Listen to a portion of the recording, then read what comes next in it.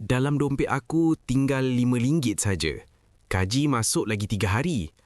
Aku berkira-kira, cukup ke duit ni nak makan nasi bujang sekali sehari?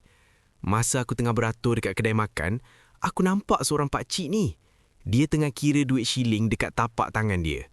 Nampak muka dia berkerut macam ada masalah. Lepas tu kan, aku pergi tanya dekat dia, "Pakcik, nak makan apa?"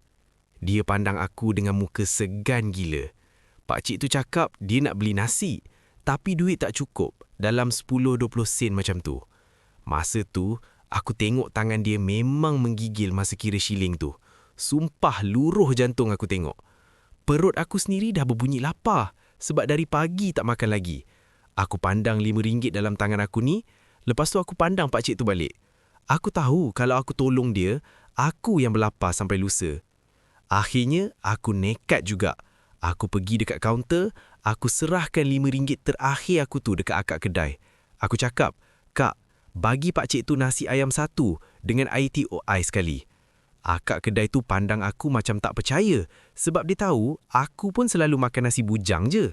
Pakcik tu terus datang pegang tangan aku bila dia tahu aku belanja dia. Dia cakap dia dah 2 hari tak makan nasi. Malam ni aku balik rumah, aku cuma makan biskut kering cicah air suam je. Lapar memang lapar sampai pedih perut. Tapi bila aku ingat balik muka pakcik tu senyum masa suap nasi tadi, sumpah hati aku rasa kenyang sangat. Aku tak tahu macam mana aku nak survive lagi 2 hari ni. Tapi aku percaya rezeki Allah tu luas. Doakan aku guys.